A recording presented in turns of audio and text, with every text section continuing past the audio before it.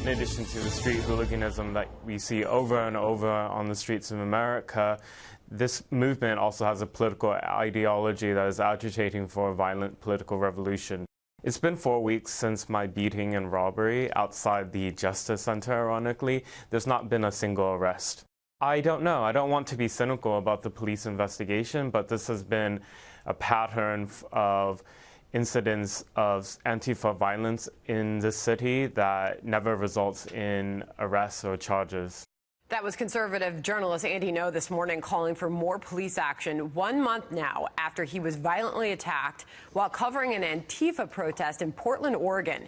This coming as President Trump threatens the anti-fascist group in a tweet saying this, quote, consideration is being given to declaring Antifa the gutless radical left whack jobs who go around hitting only non-fighters, people over the heads with baseball bats, a major organization of terror, along with MS-13 and others, would make it easier for police to do their job. And Dr. Bill Bennett joins us now, former Secretary of Education, a Fox News contributor and host of Wise Guys on Fox Nation. Good morning to you, Dr. Bennett. So the president says he supports labeling Antifa a terror organization. Conservatives, we have already seen, have applauded that potential move. Is this the next step in what the president, as you just saw, referencing as a major organization of terror? Is this how he should proceed?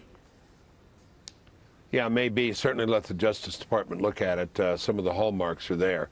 But, you know, these despicable hoodlums need to be arrested, and there are a number of ways under which they can be arrested.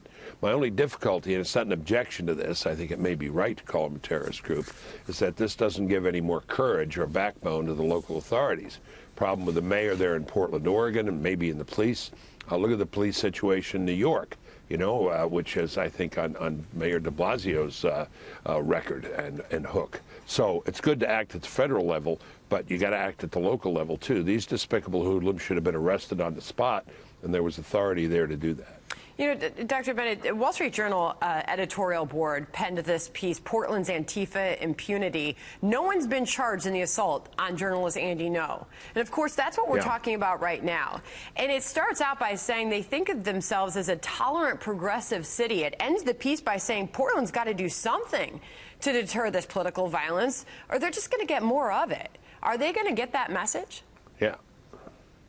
I hope they do, but see, this is where progressivism doesn't know quite what to do with anarchists and anarchy, because they're somewhat sympathetic to arguments that this government is illegitimate and so on. But they better get that message. I spent time in Portland when I was drug czar, and they had the same issues there. People were going up Interstate 5, drug dealers, and happily settling in Portland, Oregon, and they were oblivious to it, because they weren't quite sure what the problem was. So you got to get this thing done locally with local law enforcement as well as the action of the feds. It's frustration, I'm sure, on the part of the president with this situation, as we're all frustrated, that has him looking at the terrorist angle, and well, he should. All right, we will see how the president plans to proceed with that. Meanwhile, I want to ask you about the so-called squad and the president's attack on these four Democratic congresswomen. The New York Times has a piece published over the weekend, Pelosi, Clinton, Obama, now the squad is the new target for the right. In that, it writes, while it's not unusual for partisans to move on to fresh targets, these four women have less power, fewer achievements, and lower national profiles than past Republican targets like Mr. Obama or Mrs. Clinton. None are seeking the presidency or even a leadership position in the House. So why is the president spending so much time targeting these four freshman members of Congress? Well, I agree with the president, but I sort of agree with the New York Times as well. They are on the fringe of the Democrat Party. And they deserve criticism. They deserve censure for the things they're saying. But, you know, look at the major candidates for president on the Democrat side. Look at the positions they're taking, whether you're talking about Bernie Sanders or Elizabeth Warren or Joe Biden for the most part, Kamala Harris. Not for penalizing people to enter the country.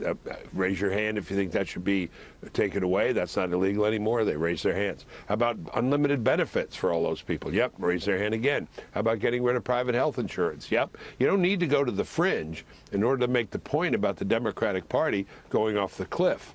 A number of liberal journalists have written about this.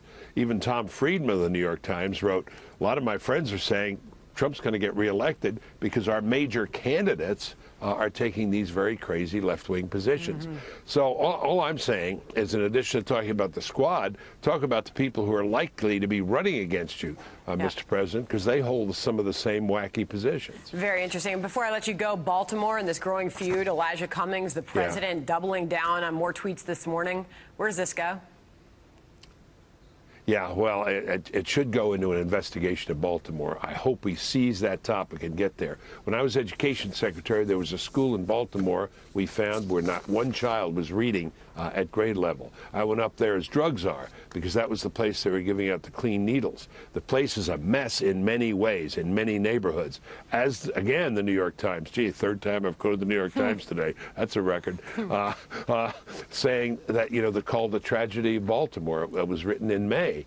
There are places in Baltimore where it is indeed worse than the third world. Bernie Sanders said so. I've been there. I can vouch for that.